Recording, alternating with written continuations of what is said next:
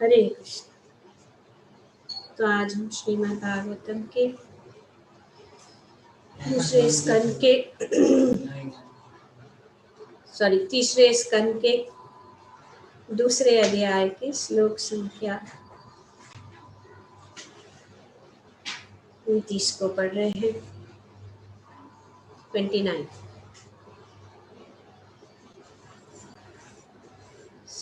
यहाँ पे जो है उद्धव जी जो है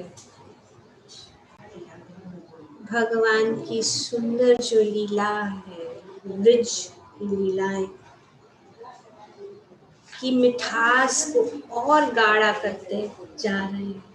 उसकी मिठास जो है यहाँ पे वे वर्णन कर रहे हैं कि भगवान ब्रिज में किस प्रकार से अत्यंत सुंदर गाय बैलों को चराते हुए समस्त ऐश्वर्य तथा संपत्ति के आगार भगवान अपनी वंशी बजाया करते। तो भगवान क्या करते? ये दो चीजें, ये गोलोक है, Golok, planet of the cows. और बहुत सुंदर रूप से प्रभुपाद जी वर्णन कर रहे हैं कि यहाँ जो है इस गोलोक में, यह वृंदावन में सुंदर गौएं तथा बैल विभिन्न चौकड़ीदार रंगों वाले थे, लाल, काले, हरे, पीले, धूसर इत्यादि। उनके रंगों तथा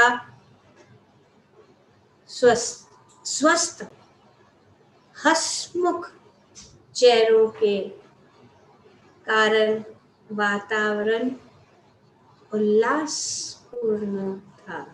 तो ये सुंदर वर्णन किया जा रहा है कि भगवान किस प्रकार से गोलोक में से सुंदर गौओं को चराते।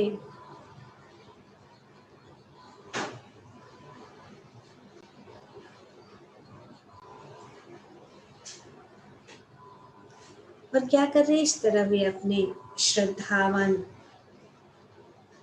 अनुयायी ग्वाल बालों को उत्फुल्लित करते थे।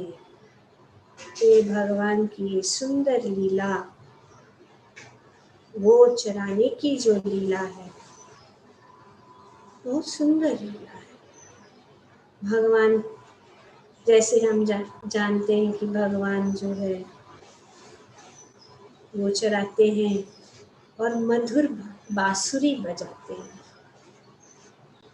श्री प्रभुपाद जी कहते हैं कि जब भगवान 6-7 वर्ष के हुए तो उन्होंने चारागाहों में गौओं तथा बैलों की देखभाल करने का काम सौंप दिया गया। तो भगवान के यहाँ पे उनका आयु, भगवान का कोई आयु तो नहीं, ये हमेशा है, लेकिन जब लीलाएं कर रहे यहाँ पे भगवान जो है का वर्णन किया गया, शास्त्र में बताया गया है कि भगवान जो है जन्म से 5 वर्ष जब भगवान का, तो उसको कौमार अवस्था, और उसके बाद जो है 6 से लेकर 10 पौगंड लीला, भगवान की कौमार लीला, फिर भगवान की ये पौगंड लीला जो है गो चराना 6 साल 7 साल की उम्र में। तो ये अनेक भगवान के क्रम से स्टेजेस ऑफ लाइफ, कौमार, पौगन। कौमार अवस्था जन्म से लेकर 5, 6 से लेकर 10 पौगन, और 10 से लेकर 15 उसको कहते हैं कैशोर अवस्था। तो कौमार, पौगंड, कैशोर, और फिर यौवन, बस स्टॉप। नव यौवन, भगवान हमेशा जो है यौवन ही दिखते, उसके बाद में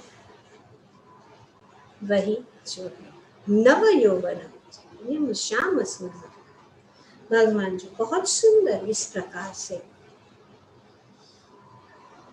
लीला करते हैं।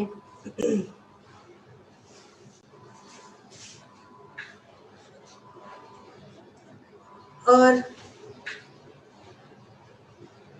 भगवान को जो है गौवे अति प्रिय है, और वे ऐसे संपन्न भूमिधर के पुत्र थे जिसके पास हजारों गौवें थी। तो नंद बाबा के पास हजारों, 9 लाख गौवें थी। तो एक दिन श्री कृष्ण भगवान ने सोचा कि मैं भी अपने पिता को मदद करूं, उनकी सहायता करूं, और मैं भी गोचर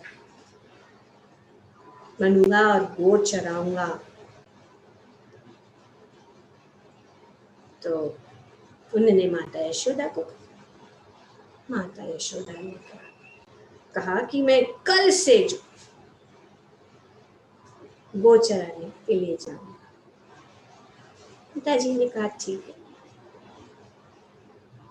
और जब जाने के लिए तैयार हो रहे थे दूसरे दिन, तो माता यशोदा ने कहा कि तुम जो है वन में जाओगे, वन के रास्ते में पत्थर होते हैं, कांटे होते हैं, और धूप भी रहेगी, तो तुम जूता और छतरी साथ में लेके जाना। तो भगवान ने क्या, ये क्या होता है, ये जूता क्या चीज है, हम तो नहीं जानते हैं।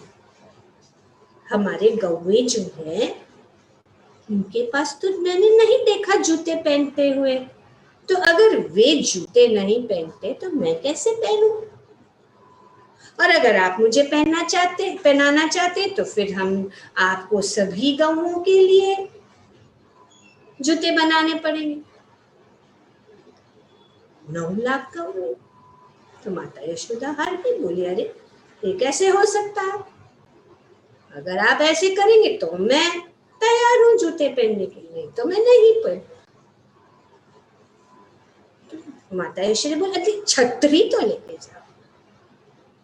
बोले कि अरे गौए के पास तो छतरी नहीं है, तो मैं कैसे छतरी लेके जाऊं? अगर आप सब गौओं के लिए छतरी प्राप्त करेंगे तो मैं जाऊंगा, और गौओं को तो हाथ नहीं है, तो उसके लिए हर एक जो है ग्वाल चाहिए, हर छतरी पकड़ने के लिए उनके ऊपर। तो इस प्रकार से भगवान जो है माता यशोदा को बोले, माता यशोदा हार गई, और भगवान जो है दूसरे दिन गौवे चराने के लिए तैयार हो गए। जैसे सब गौवे, सब ब्रज जो है भगवान के ही पास रहते हैं, भगवान क्या कर रहे हैं, क्या बोल रहे हैं, कैसे कार्य कर रहे हैं, हमेशा वे माता यशोदा नंद बाबा के घर से सुनते रहते हैं। उसी प्रकार गौवे भी जो हैं सुन रही थी कि अरे वाह, हमारे स्वामी, हमारे प्रिय जो है गोपाल, जो गोपाल है, हमारे रक्षक, वे हमारे साथ आएंगे कल। और उन्होंने ऐसे कहा है कि कोई भी चीज नहीं करूंगा जो मेरे घर वे नहीं करते हैं। वे जूते पहने बिना जाने वाले हैं। उनके इतने कोमल चरण हैं, कितने मुलायम उनके चरण हैं। भगवान के चरण इतने कोमल हैं। जब भगवान श्री राम के रूप में वन में बिना जूते नंगे पैर चल रहे हैं, श्रीमद् भागवतम में वर्णन किया गया है कि भगवान के चरण कमल इतने कोमल है कि सीता माता का स्पर्श भी उनको छूता जैसा लगता है। हम जान सकते हैं कि सीता माता के जो स्पर्श और इनके हाथ इतने कोमल होंगे कि भगवान के चरण जो है इतने कोमल है। और ऐसे भगवान जो है नंगे पैर चल रहे हैं, वन वन में घूम रहे हैं। कैसी अद्भुत लीला भगवान कर रहे हैं। और यहाँ पे भगवान जो है एक कोमल 6 साल के शिशु की लीला कर रहे हैं और जा रहे हैं वन में बिना चप्पल। तो गवों ने सोचा कि नहीं, ऐसे नहीं होने। पूरी रात भर जो है गौवे जो है अपने पैरों से पूरी जो वृक्ष की भूमि को उन्होंने अपने पैरों को दबा दबा के कुचल कुचल के जो भी पत्थर थे वो सब तोड़ दिए और वृक्ष की जो धूल को इतना मुलायम बना दिया कि भगवान जब आएंगे हमारे साथ में उनको कुछ कोई भी कष्ट न हो। ये है प्रेम। सिर्फ गोपियां नहीं पर कौवे भी भगवान के साथ इतना प्रेम करते। और आज भी अगर ब्रज में जाएंगे तो ब्रज की धूल इतनी मुलायम है, ऐसी धूल कहीं नहीं, इतनी मुलायम। ये तो दुर्भाग्य की बात है कि डेवलपमेंट के नाम से अभी ऐसे रास्ते बनाए जा रहे हैं कि अगर परिक्रमा करते हैं भक्त तो उनके पैर जलते हैं। पर ऐसे जलते हुए रास्ते से भी जो है भक्त अपनी भगवान प्रेम को प्राप्त करने के लिए कठिन तपस्या करके ब्रज की परिक्रमा करते हैं। बहुत सुंदर ये प्रसंग जो है बहुत ही उत्सव का प्रसंग था जब भगवान जो है अपने गौओं को चराने के लिए वन में जाते हैं और उसको गोपाष्टमी के रूप में पूरे ब्रज में मनाया जाता है। तब इसमें तो सिर्फ ग्वाल बाल अलाउड है, कोई गोपी नहीं जा सकती, गोपियां रह जाती पीछे घर में। तो राधा रानी ने भी सुना,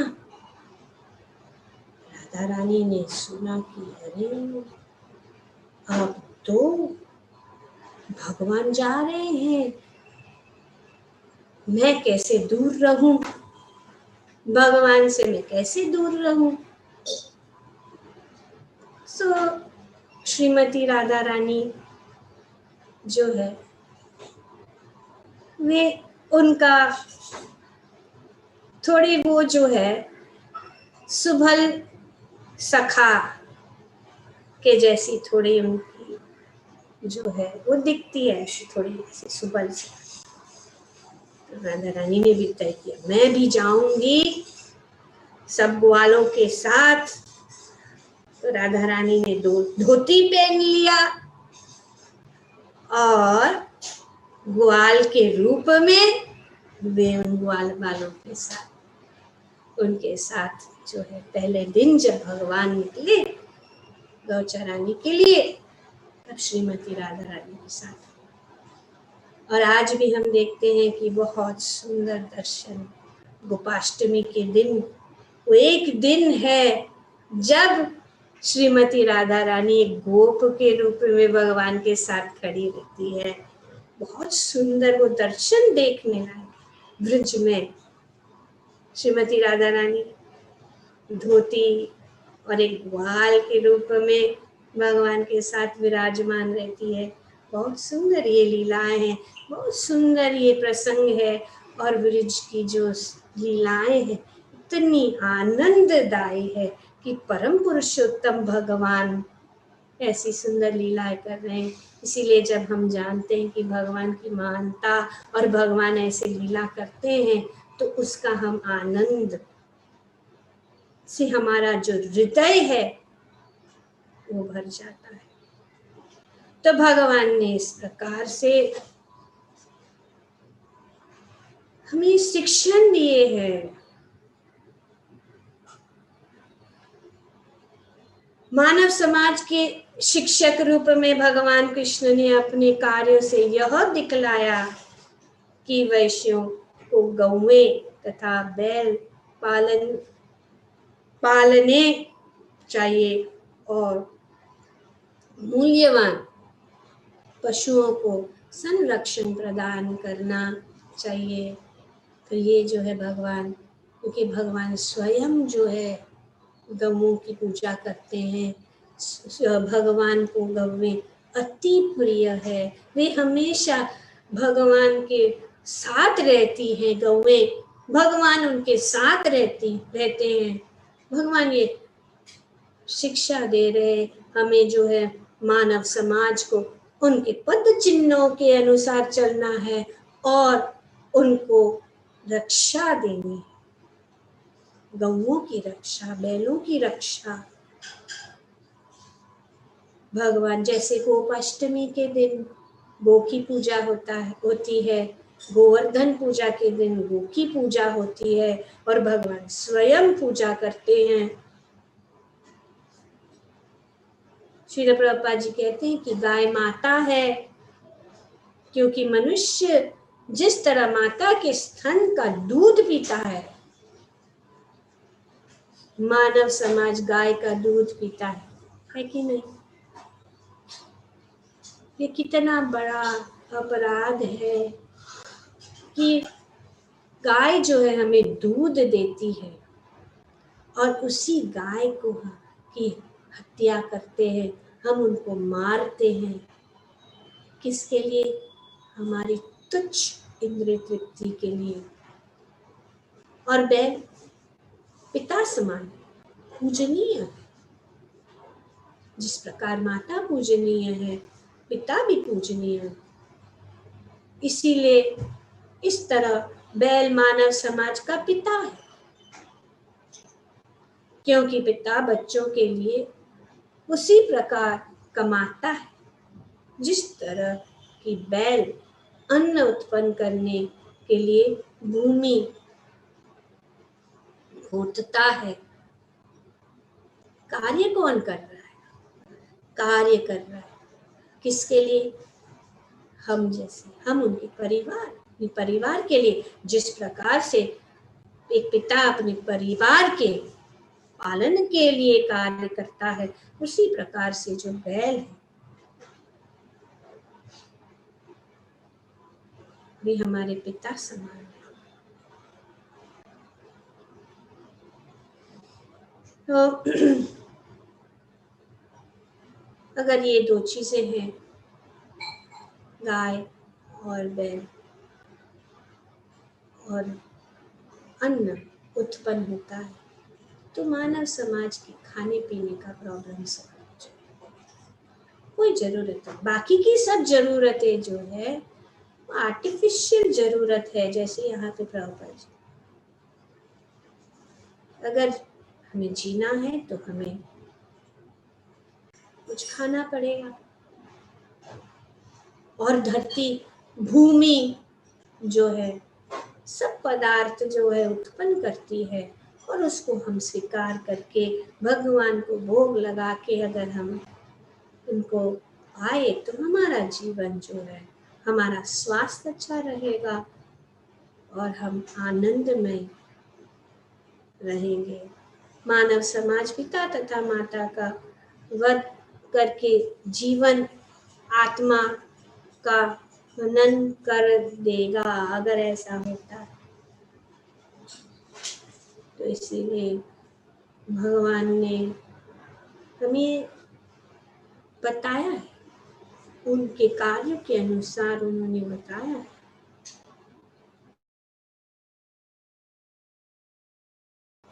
और गोपालन हमारे जीवन के लिए बहुत महत्वपूर्ण चीज है। बहुत सुंदर रूप से प्रभुपाद जी यहाँ पे बता रहे कि विभिन्न चौकड़ीदार रंगों, चेकर्ड वाले लाल, काले, हरे, अनेक अनेक रंगों के गौए वहाँ पे और बैल गोलोक में, वृंदावन में बहुत सुंदर दृश्य यहाँ वर्णन किया जा रहा है। और ये दृश्य का आनंद जो है, सब जो है ब्रजवासी ग्वाल बाल का आनंद ले रहे हैं और उनको वे जो है प्रफुल्लित कर रहे हैं। भगवान ऐसी लीलाएं।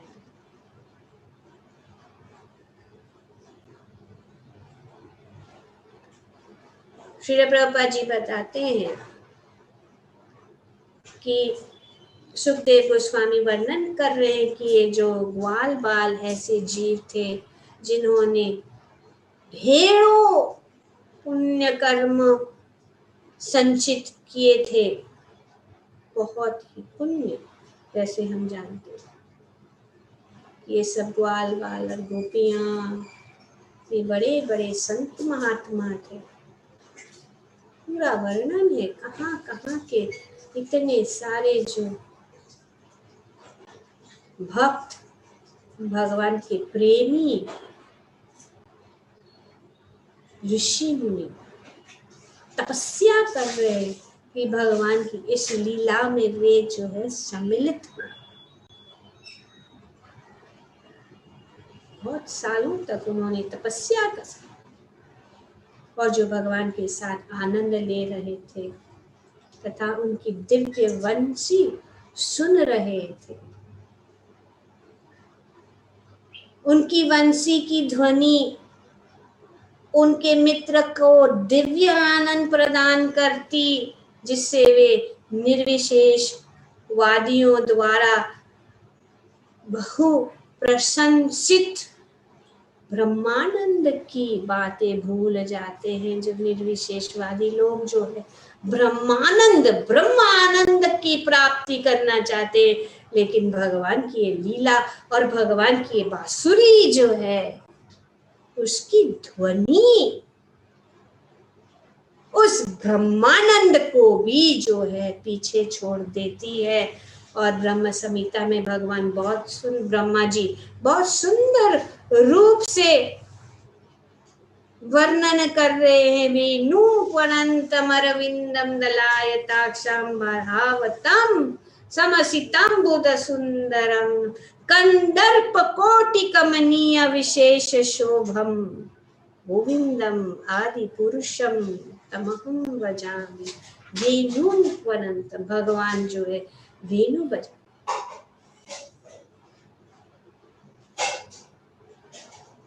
और अरविंद दलाय, उनकी जो कमल हस्त से, उनकी नेत्र जो है कमल नयन है भगवान की नेत्र।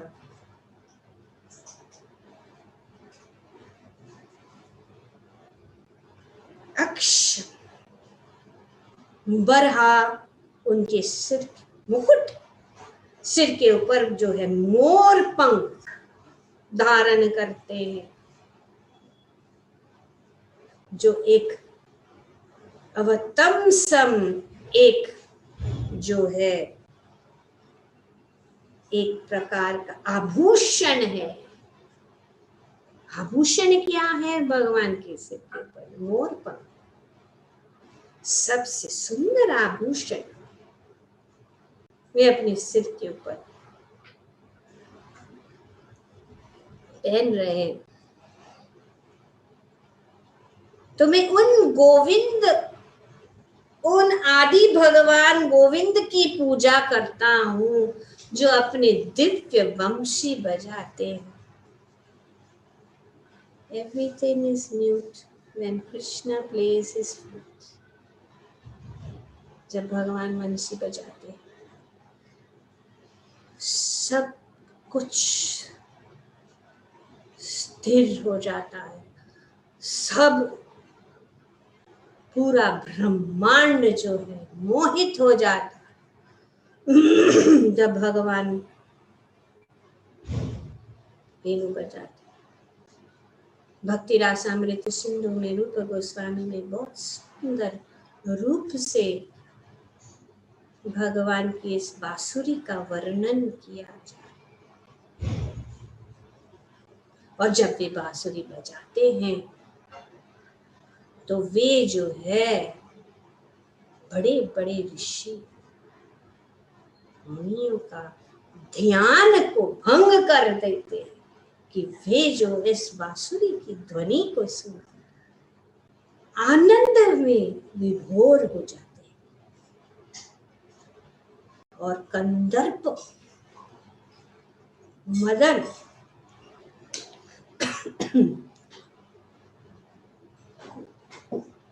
मोहित हो जाता है। इसलिए भगवान को मदन कंदर्प कोटि कमनीय विशेष शोभा, भगवान की सुंदर रूप और भगवान जो ये सुंदर बांसुरी बजाते हैं और अनेक अनेक ध्वनियां बजाते हैं और अनेक अनेक बांसुरियां हैं। इसका वर्णन जो है श्री रूप गोस्वामी जो है भक्ति रासामृत सिंधु के 26वें अध्याय में वर्णन करते हैं।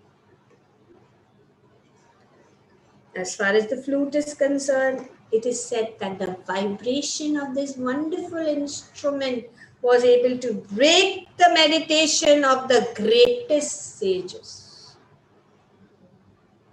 Krishna was thus challenging Cupid by advertising his transcendental glories all over the world.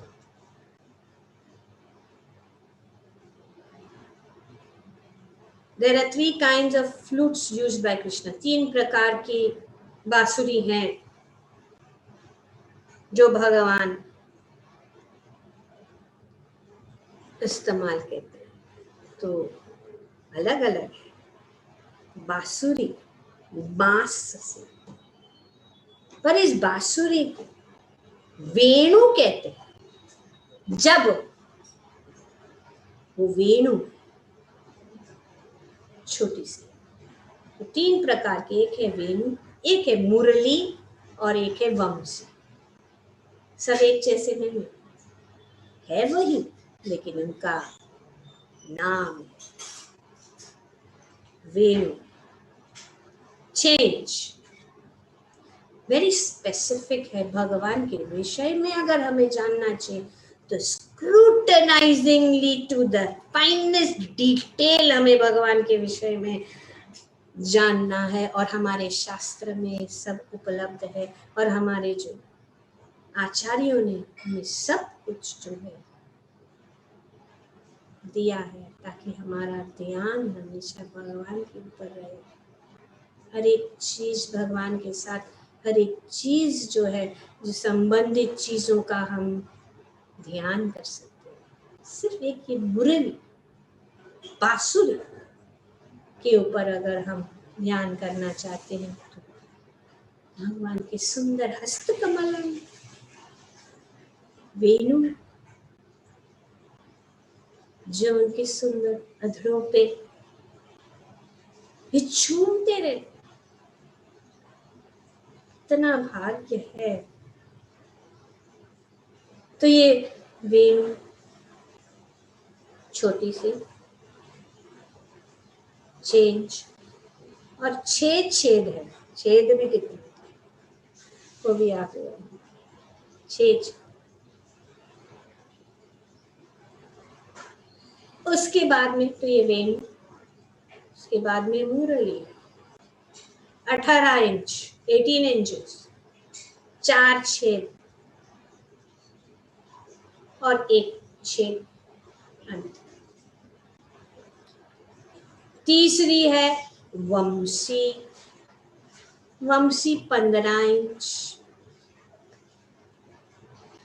9 छेद है उस वंशी एंड उनके ऊपर अच्छा डेकोरेशन भी होता है ज्वेल्स, रत्नों से। और उसके अलावा सम्मोहिनी या महानंदा जो थोड़ी वंशी से बड़ी है और उसमें बहुत सारे रत्न जड़ित है। उससे अगर थोड़ी लंबी हो तो आकर्षणी, जब सम्मोहिनी से थोड़ी लंबी हो तो उसको आकर्षणी कहलाता।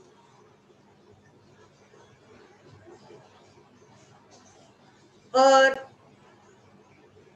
आनंदिनी और वंशुली, वंशुली किसी ने रखा है ना, वंशुली वंशी रखा है लेकिन वंशुली भी भगवान सुंदर जो है।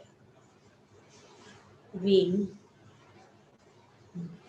बांसुरी है और ये वंशुली जो है वृक्ष के गोप, वृक्ष के जो गोप है उनको बहुत पसंद है ये वंश। तो इस प्रकार से भगवान ने अनेक अनेक जो बांसुरी बजाते हैं। और स्पेशलिटी क्या है इस बांसुरी की, ये बांसुरियों की स्पेशलिटी क्या है कि भगवान जब बांसुरी बजाते हैं तो जिन लोगों के लिए वे बजाते वही सुन सकते।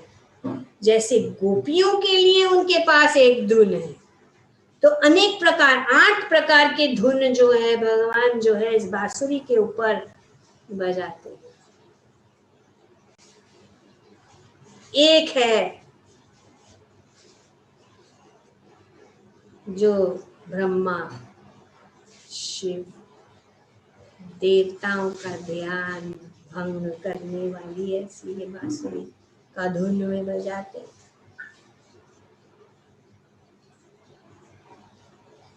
अनंत देव भी उसको सुन के वो जो है हिप्नोटाइज हो जाते भगवान की। दूसरी धुन जब भगवान बजाते हैं तो यमुना जी जो है उल्टी बहने लग जाती।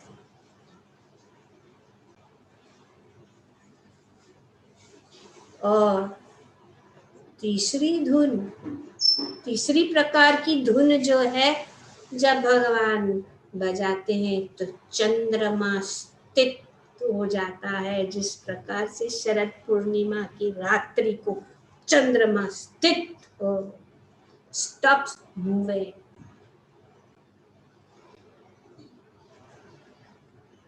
और एक धुन है गौओं के लिए, जब भगवान ये बजाते हैं तो गौवे जो है सुन भगवान की ओर भागते चले आते, भगवान 9 लाख गौवे को चराते और हर एक गौवे के लिए उनके नाम से धुन बजाते हैं। चंद्रिका, ध्वली, इस प्रकार से वे उस धुन पे वो गाय के नाम लेकर उनको बुलाते, इवली, इस प्रकार से।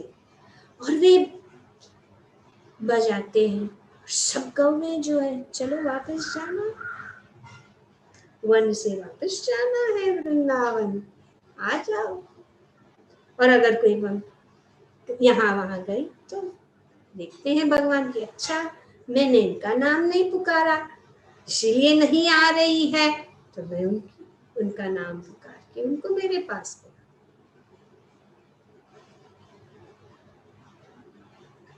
पांचवा है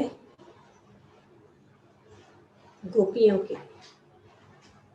इसलिए जब भगवान ने शरद पूर्णिमा की रात्रि को जब भगवान ने बांसुरी बजाई, तब सब गोपियां जो सब कुछ छोड़ के आधा निवाड़ा अपने बच्चों को खिलाकर वहीं से चली गई। आधी रोटी पकी हुई अपने पति को खिलाते हुए वहां पे छोड़ के चली गई। पति खा रहा है, उनको पता है, किसी को, सिर्फ गोपियों को सुनाई दिया, बाकी किसी को नहीं सुनाई। वे आश्चर्यचकित हो गए कि अरे इनको क्या हो गया, सब कुछ छोड़कर भाग रही हैं। भगवान की इस धुन अनेक अनेक भक्तों के लिए वे अनेक प्रकार से, और भगवान जब बांसुरी बजाते, एक धुन से दूसरी प्रकार की एक धुन है, जब वे बजाते तो पत्थर पिघल जाता है। जैसे कि हम देखते हैं कि सनातन गोस्वामी की भगवान ने वो जो गोवर्धन शिला के ऊपर खड़े होकर बांसुरी बजाई, और वो शिला जो आज भी हम दर्शन ले सकते हैं कि किस प्रकार से शिला पिघल गई, और भगवान के श्री चरण कमलों के चिन्ह जो है उस शिला के ऊपर हम देख सकते हैं, साक्षात दर्शन कर सकते हैं। और सातवां एक प्रकार का धुन है ऋतुओं को बदलने। बहुत गर्मी का ऋतु है तो भगवान जो सावन का ऋतु, इस प्रकार से ऋतु जो है बदल जाता है भगवान की बांसुरी बजा, और वो सुंदर माहौल जो है भगवान बनाते, कौन कर सकता है। भगवान परम है, भगवान के साथ संबंधित सब कुछ जो है परम है, और परम आनंद की अनुभूति। और आठवीं जो धुन है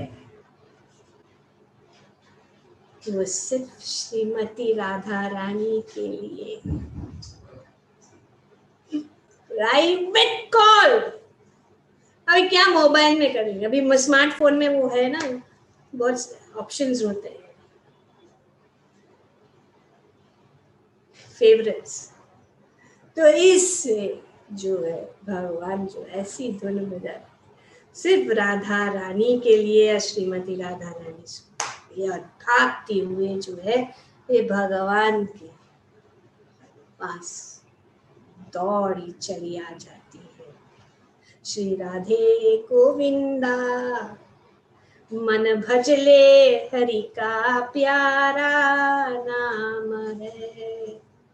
श्री राधे गोविंदा मन भजले हरि का प्यारा नाम, गोपाला हरि का प्यारा नाम है, नंदलाला हरि का प्यारा नाम। मोर मुकुट सिर गनवन माला, केसर तिलक लगावे, केसर तिलक लगा। वृंदावन की कुंज गलिन में सबको नाच नचावे, श्री राधे गोविंदा मन भजले हरि का प्यारा नाम, श्री राधे गोविंद। यमुना किनारे धेनु चरावे, माधव मदन मुरारी, माधव मदन मुरारी। यमुना किनारे धेनु चरावे, माधव मदन मुरारी, माधव मदन।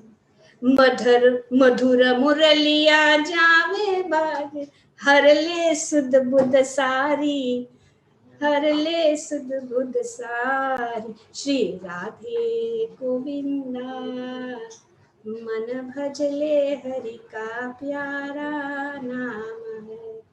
गोपाला हरि का प्यारा नाम है, नंदलाला हरि का प्यारा नाम है।